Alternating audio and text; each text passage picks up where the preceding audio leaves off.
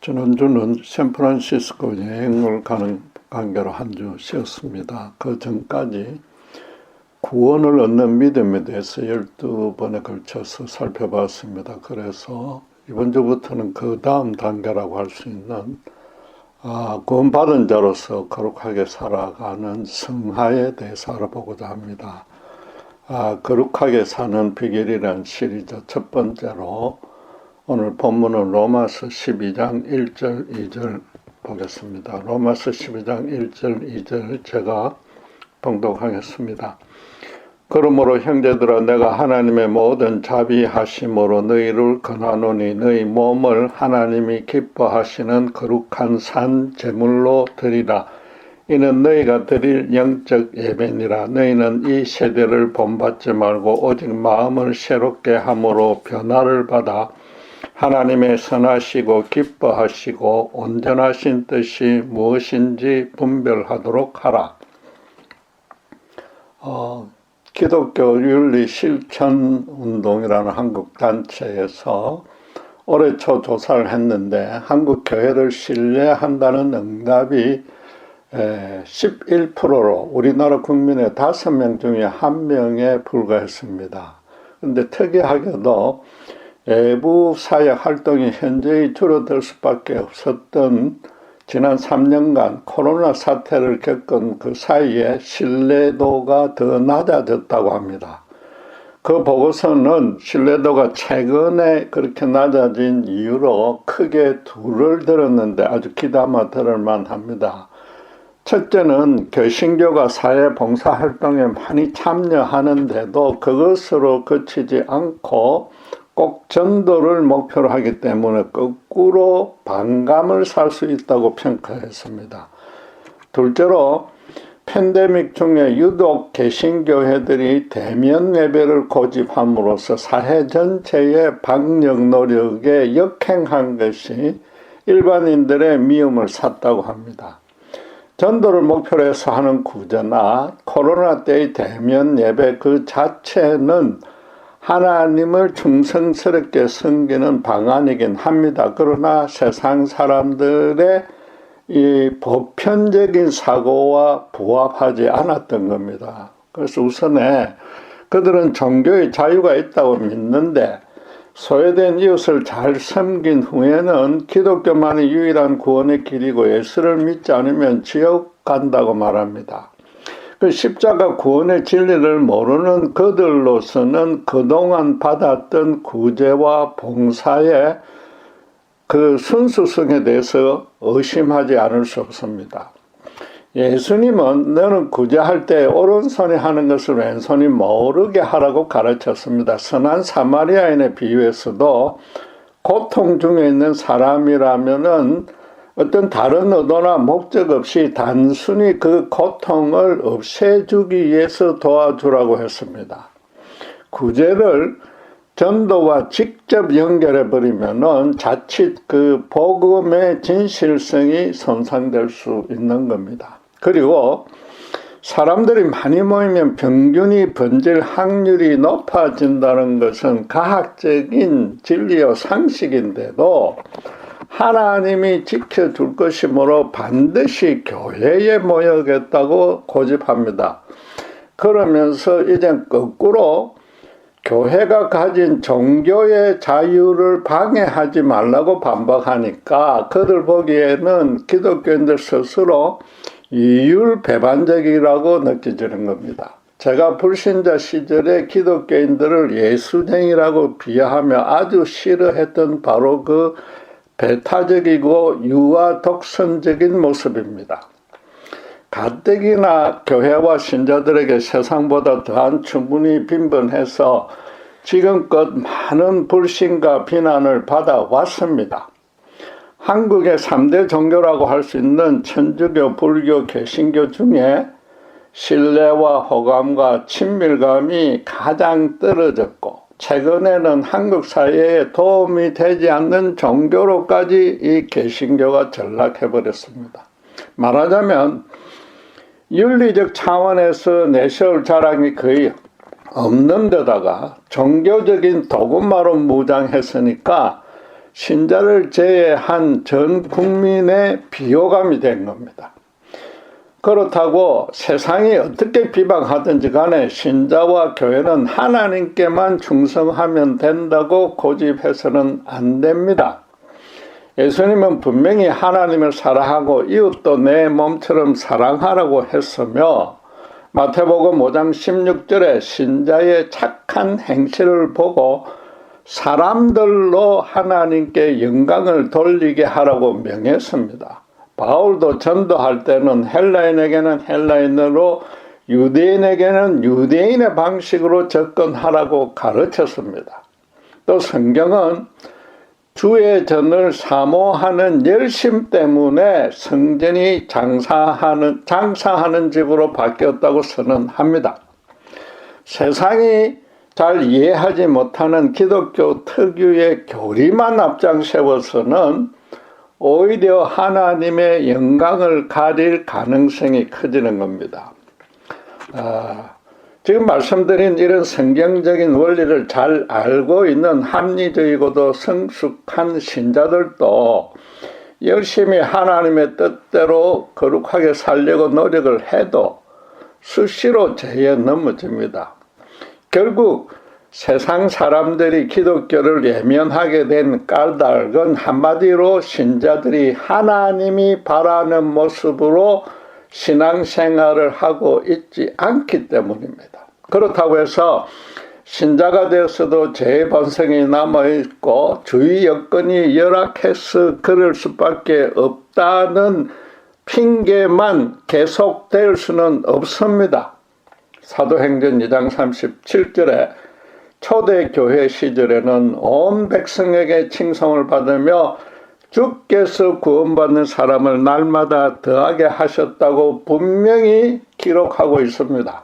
결국 오늘날의 교회나 신자가 이 순전한 복음이 역사했던 시절인 초대교회, 즉 성경의 가르침과는 다르게 가고 있는 측면이 분명히 있다는 뜻인데, 오늘의 본문이 이 오래된 숙제에 대한 해답을 제시해주고 있습니다.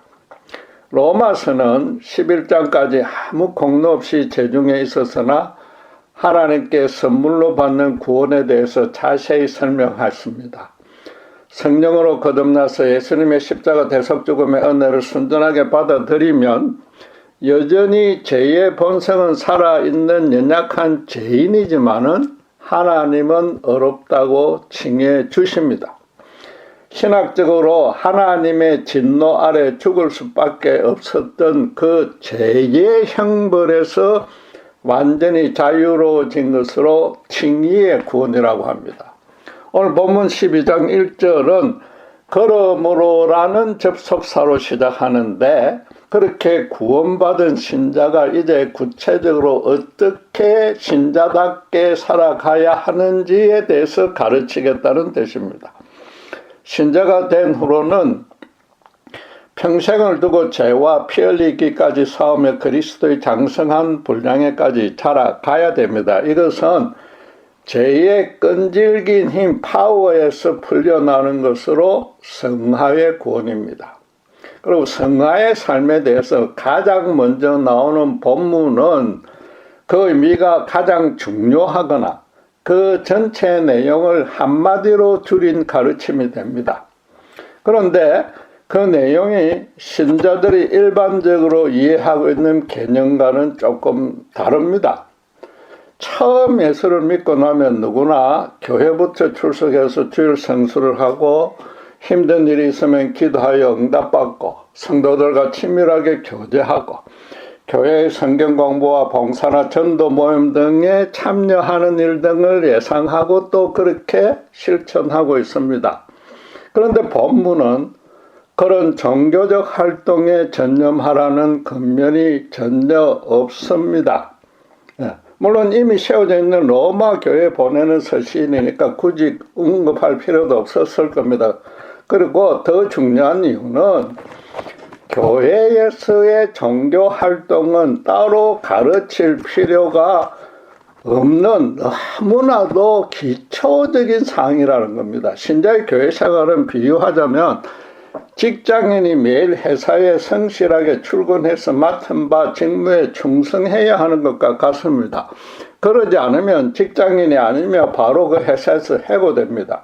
그 직장인이 정작 행해야 될 본분은 회사의 방침과 계획에 충성하여서 회사가 바라는 최대한의 실적을 달성하는 겁니다. 마찬가지로 교회 활동은 신자라는 신분을 입증하고 유지하는 일이고, 강건은 하나님이 바라는 바대로 충성하여 정말로 신자답게 사는 그것인 겁니다. 바울은 하나님이 바라시는 성화의 본질을 한마디로 너희 몸을 하나님이 기뻐하시는 거룩한 산 제물로 드리라고 정의합니다. 아프리카 선교처럼 육체적으로 힘겹게 수고해야 하는 봉사활동을 뜻하지 않습니다. 몸은 신자의 인격체 전부이므로 신자가 가진 것 전부와 삶의 모든 차원을 산 제물로 드려야 됩니다. 몸은 또 살아있다는 의미도 되므로 시간적으로도 하루 24시간 1년 365일 내내 평생토록 그래야 합니다. 이 산제물은 영어로 living sacrifice라고 번역됐듯이 살아있긴 하되 구약시대에 완전히 죽여서 바쳐지는 제물처럼 하나님께 드리라는 겁니다. 실제로 그 육신이 죽지는 않았지만 사실상 죽은 것과 같아야 됩니다. 그리고 신자가 가진 것을 전부를 다 바치고 심지어 생명까지 다 바치고도 하나 남지 않았지만 원망과 불평이 없어야 한다는 겁니다.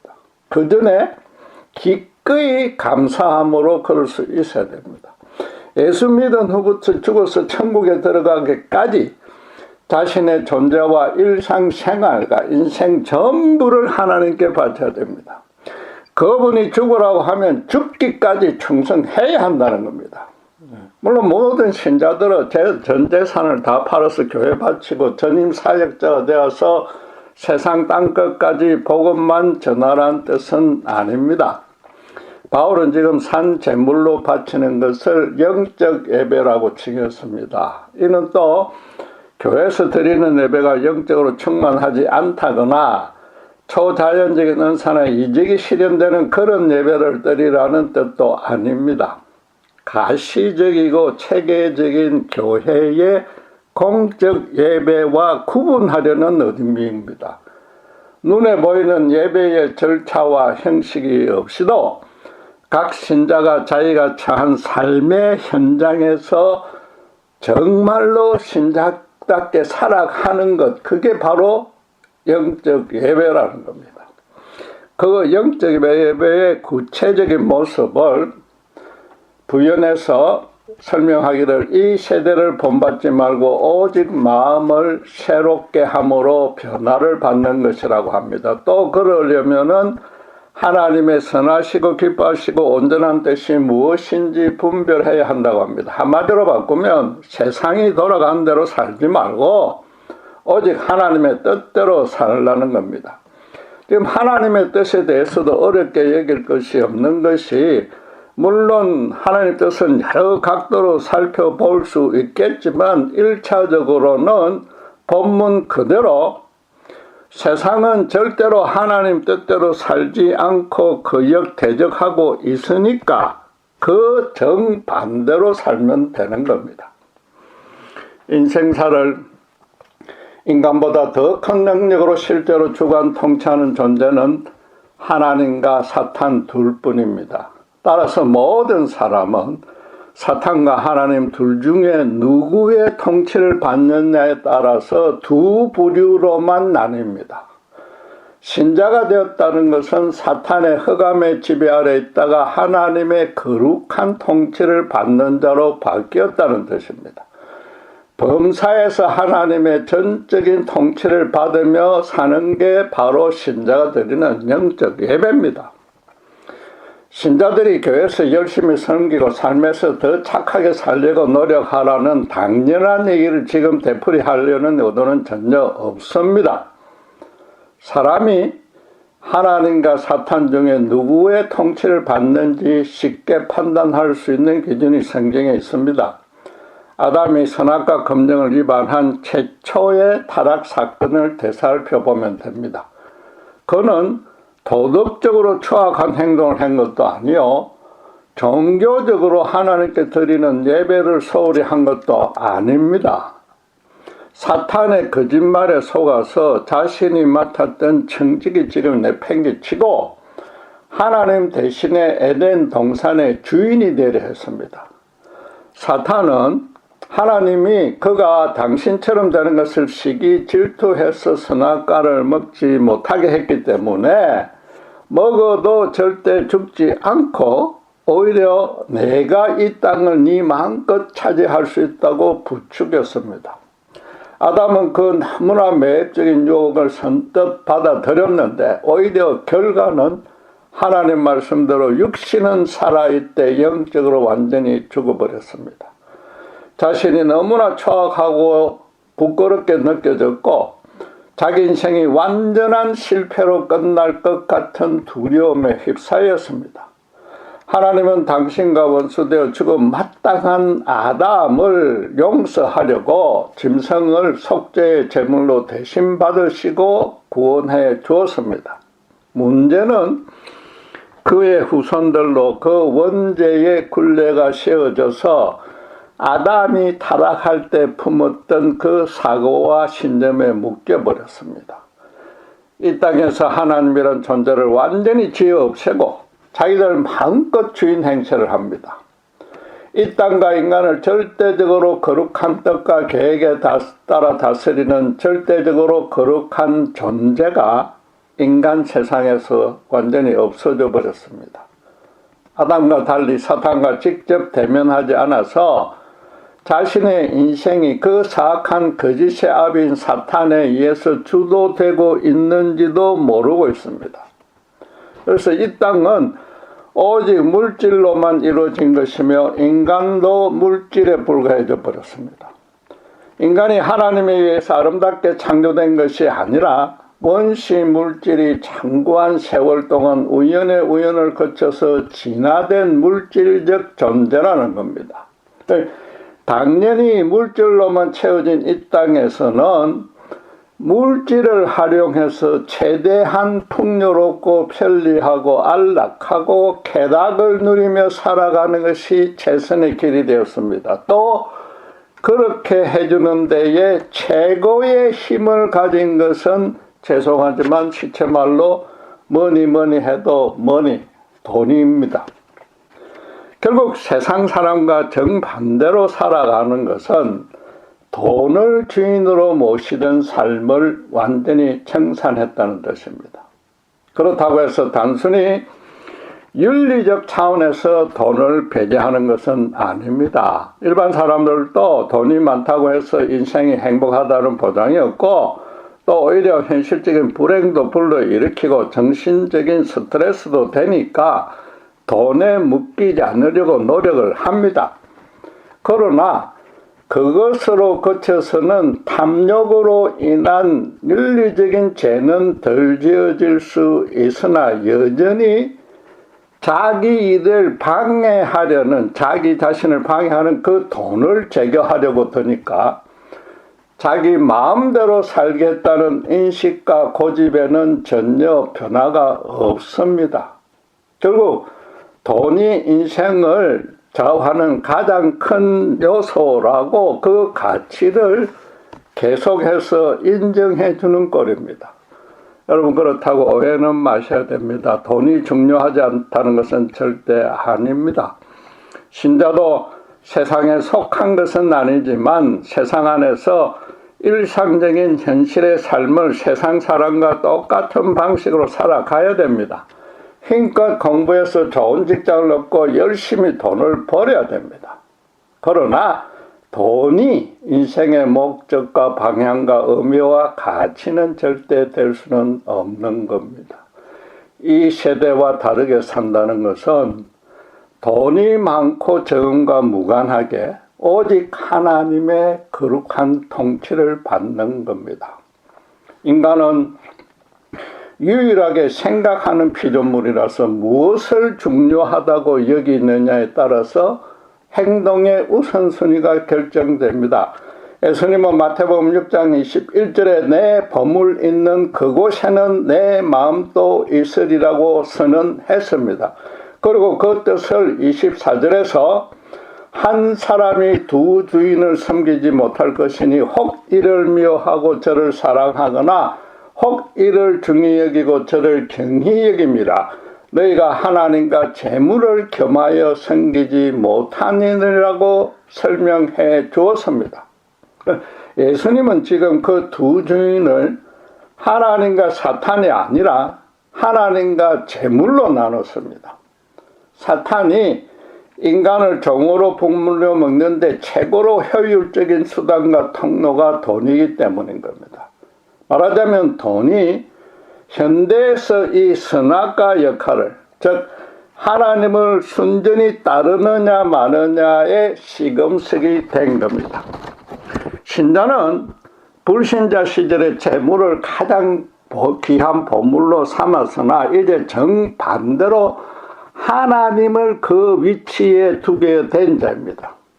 여전히 재물은 삶의 필수적인 요소이므로 없거나 부족하면 불편합니다. 그럼에도 하나님이 함께 하심으로 자신의 일용할 양식을 그분이 책임져 주심을 체험하게 됩니다. 대신에 자기에게 진짜 보물인 하나님을 끝까지 사랑하기에 그분이 원하는 것이라면 무엇이든지 기꺼이 행할 수 있게 된 자인 겁니다. 반면에 돈을 주인으로 목표로 삼는 세상 사람들의 인생은 절대로 안정될 수 없습니다. 모두가 서로 돈을 많이 벌리고 혈안이 되어 있으므로 날이 갈수록 경쟁이 격심합니다. 여러분도 지금 실감하듯이 최근에는 인류대를 낳아도 평균 보통 생활도 하기 힘듭니다. 무엇보다 돈은 인간에게 진정한 만족과 기쁨과 행복은 물론 안식도 줄 수 없음을 그들도 압니다. 그렇게 되는 이유는 아주 간단합니다. 인간은 본질적으로 물질로는 결코 만족될 수 있는 존재로 만들어지지 않은 겁니다. 그런데도 계속 물질로 만족을 얻으려니까 항상 불안정할 수밖에 없습니다. 세상 사람들도 그런 줄 알면서도 자기들은 몰라도 사탄에 미혹돼서 하나님을 자꾸 부인하니까 눈에 보이는 세상 것으로만 자꾸만 어떻게든지 그 자리를 채우려 드는 겁니다. 휘발유만 넣어야만 되는 승용차에 아무리 값이 싸다고 디젤을 넣어본들 차는 움직이지도 않고 완전히 엔진이 망가지는 것과 같습니다. 역사상 최고의 갑부이자 모든 것을 다 이룬 솔로몬이 하나님 없이 해 아래서 행하는 자신의 모든 수고가 헛되었다고 실토했지 않습니까? 인간은 영이신 하나님이 만드신 영적인 존재이므로 하나님이 주시는 영적인 축복이 채워져야만 온전한 인간이 될 수 있습니다. 그래서 바울은 삶의 현장에서 언제 어디서 누구와 무슨 일을 하든 몸을 하나님께 산제물로 바치는 영적 예배를 드리라고 권하는 겁니다.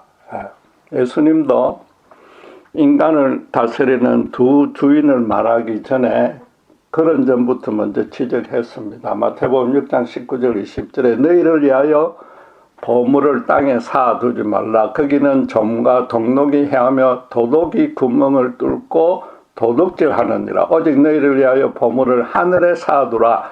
거기는 점이나 동록이 해하지 못하며 도둑이 구멍을 뚫지도 못하고 도둑질도 못하느니라. 이 땅은 도둑이 많고 하늘에 도둑이 없다는 식의 그런 단순한 대조가 아닙니다. 부자일수록 철제 금고를 사든지 경비원을 두어서 절대 도둑이 접근조차 못하게 하고 거기다가 아무리 신령한 자라도 하늘에 재물을 쌓아둘 수도 없습니다. 하나님이 이 땅의 모든 물질을 주관하고 사람에게 재물을 얻을 능력도 당신께서 나눠주십니다. 당신의 뜻이 아니라면 언제든지 폭삭망하게 할 수 있으며, 더 중요하게는 땅의 재물을 가장 귀하다고 여길수록 그 심령에 구멍만 날 것이란 뜻입니다. 하나님을 배제한 자는 그 인생이 밑빠진 독에 물 붓는 꼴이라는 에레미야 선지자의 말씀 그대로인 겁니다. 여러분, 연어는 새끼를 부화하려고 폭포마저도 거슬러 올라갑니다. 절대로 바뀔 수 없고 바뀌지도 않는 한 가지 분명한 목표가 있기 때문입니다. 알을 까고는 바로 죽는 한이 있더라도 그러합니다. 연어라는 존재의 가치와 의미를 하나님이 그렇게 만들어 놓았기 때문입니다. 인간은 더더욱 하나님이 창조 때 불어넣어 주신 그 정체성대로만 살아야 됩니다. 신자는 이 시대의 사람들이 따르는 모든 목표와는 전혀 반대인 목표가 있어야만 하고, 그러면 이 세대를 뒤쫓거나 절대로 합류하지 않게 되는 겁니다. 그럼 또 필연적으로 연어처럼 거센 강물과 오르지 못할 것 같은 폭포가 앞을 가로막을 것입니다. 예수님은 인생에 두 종류의 길이 있고 각기 들어가는 문도 다르다고 했습니다. 당신을 따르는 길은 좁고 협착하며 머리 둘 곳도 없기에 따르는 사람이 적을 것이라고 했습니다. 세상 안에서 살아가야 할 수밖에 없는데 세상과 다른 방식으로 살아가니까 세상으로부터 온갖 해방이 필연적으로 따릅니다. 그런데도 하나님을 주인으로 모시고 언제 어디서나 주인의 뜻대로 살아가야 되는 겁니다. 바울은 하나님의 자비하심으로 그렇게 하라고 1절에서 권면합니다. 말하자면 로마서 11장까지 십자가 복음에 대해서 가르친 내용을 한마디로 하나님의 자비라고 축약한 겁니다. 여러분, 우리가 신자가 된 경위를 한번 회상해 보십시오. 아직도 원수 되어서 하나님을 대적하고 부인하고 있었습니다. 그분을 믿을 생각은 꿈에도 없었습니다. 사탄의 하수인이 되어서 오직 돈만 밝히는 삶을 살고 있었습니다. 죽은 후에 심판과 구원은 안중에도 없었습니다. 이 땅에서의 물질적 풍요와 사치와 쾌락만 추구했습니다. 그러다가 신자가 된 사람들은 대체로 물질에서 철저한 실패를 겪습니다. 물질이 전부라고 믿는 그 고집을 하나님이 깨뜨려 주는 겁니다. 그 외에도 건강을 잃든지 무슨 시련이나 이혼을 당하든지 인간관계에 큰 상처를 입든지 공부에서 실패하든지 자기가 세웠던 여러 목표가 완전히 실패하게 되면서 교회 문으로 두드립니다. 자기 힘으로 얼마든지 분홍빛 인생을 살 수 있다는 그 자신감도 하나님이 산산이 무너뜨리는 겁니다. 결국에는 이 땅이 물질이 전부가 아니며 내 인생의 주인도 내가 아니라고 절감하게 되는 겁니다. 말하자면 자기가 가장 귀하다고 여긴 보물이 산산조각나고 남은 것이라고는 너덜너덜 구멍 뚫린 자신의 심령뿐인 겁니다. 나아가서 자기가 생각보다는 너무나 치사하고 비겁한 자임도 깨닫게 해줍니다. 돈이 최고니까 법에 제촉되지 않는 범위 내에서 수단 방법 가리지 않고 남을 밟고서라도 부자가 되려 했습니다. 결국 그러다가 완전히 깨어지고 난 이후에는 인생에서 흔들리지 않는 절대적인 의미와 가치를 찾게 되는 겁니다. 생전 처음으로 이 땅과 자신의 절대적인 주인이 따로 있음을 알고 그 하나님 앞에 겸손히 엎드리게 되는 겁니다. 하나님은 그 각자마다 방식은 다르지만 자기 앞에 겸손하게 엎드린 자를 반드시 예수님을 인격적으로 만나게 해서 그 인생을 완전히 뒤집어 버리게 하고, 그래서 인생 최초로 영적인 축복, 영적인 만족과 평안과 기쁨을 누리게 해줍니다. 비로소 자기에게 돈이 보물이 아니고 영원토록 변치 않는 유일한 보물이신 하나님을 소지하게 되는 겁니다. 완전한 인생의 유턴을 이루는 겁니다. 하나님만을 따르면서 그분의 통치만 받으면 사나 죽으나 그분의 영광을 높이고 싶은 그런 인생의 새로운 절대적인 목적이 생깁니다. 절대적인 하나님이요, 절대적인 진리요, 전지전능하신 분을 목표로 삼았으니까 더 이상 그 인생의 흔들림이 없게 된 겁니다. 신자가 되었다는 것은 자기가 태어난 곳으로 되돌아가는 연어처럼 자기의 근원인 하나님께로 되돌아오는 겁니다. 예배라는 단어도 영어로 치면 가치라는 월스와 신분과 관계 등을 뜻하는 ship이라는 전미어를 붙인 합성으로서 모든 가치와 의미를 특정 대상에게 돌린다는 겁니다. 다른 것 모든 것이 다 없어져도 전혀 흔들릴 수 없는 최고로 좋은 유일한 보물이 그 예배의 대상이 되는 겁니다. 신자는 그래서 언제 어디서 누구와 무슨 일을 해도 당신과 원수였던 죄인을 아무 대가 없이 사랑하셔서 자기 자녀로 삼아주신 하나님께 모든 가치와 의미를 돌리는 겁니다. 예배라는 것은 그래서 하나님이 절대로 변동 포기할 수 없는 인생의 목표가 되었던 사람으로서는 마땅히 삶에서 보여야 되는 그 반응이 예배라는 겁니다. 여러분, 초대교회 신자들은 세상 사람으로부터 비난받지 않았습니다. 아직 예배가 공식화되고 정기적이지 못했습니다. 그냥 모일 때마다 예수 그리스도를 내어주신 하나님께 진심으로 감사, 경배, 찬양했을 뿐입니다. 대신에 당시 세대의 사람들과는 정반대로 세상 쾌락과 제약에 전혀 휩쓸리지 않았습니다. 재물이 주인이 아니었기 때문에 가진 것을 팔아서 서로 통용하며 도왔고, 그래서 세상 사람들도 신자들이 사는 모습이 정말로 인간답게 사는 것이라고 인정해 주었습니다. 전도도 제대로 하지 않고 숨어 있는데도 그들이 먼저 찾아와서 날로 믿는 사람들이 늘어나게 한 겁니다. 하나님의 자비 안에 가는 신자는 얼마든지 그럴 수 있습니다. 바울이 로마서 전반에 가르치신 하나님의 자비가 무엇입니까? 간단하게 8장 29절 30절에 그런즉 이 일에 대하여 우리가 무슨 말하리요? 만일 하나님이 우리를 위하시면 누가 우리를 대적하리요?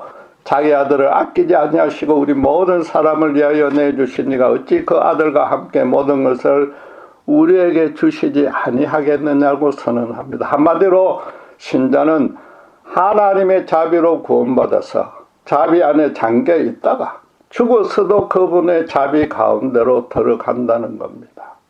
신자가 잘하는 것 하나 없어도 그렇습니다. 자비라는 말 자체가 신자가 아무 자격, 조건, 능력, 공적 없어도 받아야 될 형벌을 면제해주고 더 좋은 것으로 충만하게 해준다는 뜻입니다. 모든 것을 준다고 해서 재물도 충분히 넘치도록 채워주는 것은 아닌 겁니다. 사망과 환난과 공고와 핍박은 물론이고 사탄의 끈질긴 해방도 있으나 신자를 향한 그분의 사랑만은 절대로 끊어지지 않는다는 겁니다. 여러분, 로마서 9장에서 11장은 이스라엘의 구원에 관한 변증이라서 사실 오늘 본문은 로마서 8장과 이어지는 것이 그 의미의 흐름상 자연스럽습니다. 그 8장 마지막 구절 39절은 복음에 대해서 높음이나 깊음이나 다른 어떤 피조물이라도 우리를 우리 주 예수 그리스도 안에 있는 하나님의 사랑에서 끊을 수 없으리라고 결론 짓습니다. 이게 무슨 뜻입니까? 하나님의 통치를 받는 신자의 인생은 절대로 실패하지 않는다는 겁니다. 세상 사람이 볼 때는, 아니 신자가 되어서 신자 자신이 볼 때 그 자신의 연약한 믿음에 비춰봤어도 완전히 실패한 인생이라고 여겨질 수 있습니다. 그러나 하나님의 절대적이고 거룩한 뜻과 계획 안에서는 신자는 절대 실패하지 않는다는 겁니다. 하나님이 당신의 독생자와 맞바꾼 신자를 단 한 명도 그렇게 되도록 절대 허락하지 않습니다. 이제 성화에 대한 개념 자체를 완전히 새롭게 바꿀 필요가 있습니다. 오늘 성경 본문이 그렇게 가르치고 있습니다. 세상 사람들도 나름대로 도덕적으로 선하게 살려고 노력하고 자신에게 합당한 종교를 갖고서 종교의 자유를 외칩니다. 그러나 그들의 목표는 오직 이 땅에서의 물질적 형통이며 그 도덕과 종교도 그 목표한 범위를 절대 벗어나지 않습니다. 설령 아무런 현실의 보상을 바라지 않고 어렵게 살려고 노력할지라도 하나님을 배제한 상태이므로 아담의 원죄의 멍에 아래 묶여있고, 그래서 자신의 정신적 욕망과 교만을 채우려는 몸부림일 뿐입니다. 자기야말로 남들보다 어렵다는 자기 만족을 스스로 구하는 헛짓거리입니다. 그렇지 않다면은 진리를 찾지 못하고 여전히 헤매는 중인 겁니다. 여러분, 신자는 다르고 또 달라야만 됩니다. 절대적으로 선한 것은 오직 하나님만이 주십니다. 그분만을 주인으로 모실 때 삶과 인생의 진짜 선한 것을 그분이 모든 것을 책임져 주십니다. 그분의 자녀가 된, 그분의 신자가 된 이 신분과 권세와 은혜는 절대로 감소되거나 수정되고 취소되거나 포기되지 않습니다. 그래서 혹시라도 하나님을 떠나면 절대적으로 온전해지지 않음을 처절하게 체험하게 되어서 언제든지 예수님의 십자가로 되돌아가는 것이 성합니다. 또 그래서 예수님을 통해서 하나님과 교제 동행하는 삶이 얼마나 좋은지 매일 그렇게 누리며 살아가는 것이 성합니다. 물론 그 성화는 결과적으로 도덕적으로 착하게 살고 교회 활동을 중심적으로 종교적으로 경건해질 수밖에 없습니다. 그럼에도 성화의 본질은 언제 어디서 무슨 일을 하든 자신을 하나님께 산 제물로 드리는 겁니다. 기독교가 현재 세상으로부터 비방을 받는 이유도 삶의 현장에서 개인적으로 하나님께 전적으로 바쳐지는 영적인 예배를 드리지 않고, 말하자면 하나님만 붙들지 않고 돈에 하고 하나님을 두 주인으로 섬기니까 거기다가 교회에서 종교적으로 예배 드리는 모습만 보여졌기 때문인 겁니다. 지금 우리 모두가 온전한 생활을 이루고 있는지 점검해 보길 원합니다. 아주 간단합니다. 돈이 없거나 부족해도, 물론 불편하고 고통스럽긴 해도 하나님을 멀리함으로써 괴롭고 눌렸던 것에 비하면 아무것도 아니어야 됩니다. 예수님을 따라서 좁고 협착한 길을 외롭게 걸어가도 그 여정이 너무나 좋고 기뻐야 됩니다. 그게 성화인 겁니다. 이 세대가 가는 그 일이 철두철미 실패와 절망과 죽음이라는 것을 잘 알기 때문인 것입니다. 기도하겠습니다. 예수 믿은 지 오래되었어도 여전히 죄에 넘어져서 참으로 부끄러울 때가 많습니다. 그럼에도 우리는 하나님의 자비 가운데 붙들려 있고 하나님의 뜻 안에서는 절대로 실패할 수 없는 인생임을 깨닫습니다. 비록 쓰러지고 넘어질지라도 다시 예수 십자가로 되돌아가고 언제 어디서나 하나님 중심으로 살아가는 것이 성화의 본질임을 깨닫습니다. 그럴 때에 도덕적으로나 종교적으로도 자연히 어렵고 경건해질 수 있을 것입니다. 세상의 흐름이 얼마나 헛되고 헛되며 철저한 실패와 절망과 죽음뿐임을 갈수록 우리가 절감할수록 더더욱 예수님의 복음을 붙들고 세상 앞에 그리스도의 빛을 드러내어서 더 이상 기독교가 비난받는 종교가 아니라 초대교회처럼 날로 하나님이 믿는 자를 더해주는 일이 저희를 통해서나마 조금씩 이루어질 수 있도록 축복하시고 인도하시고 들어 사용하여 주시옵소서. 감사합니다. 우리 주 예수 그리스도 이름으로 기도드렸습니다.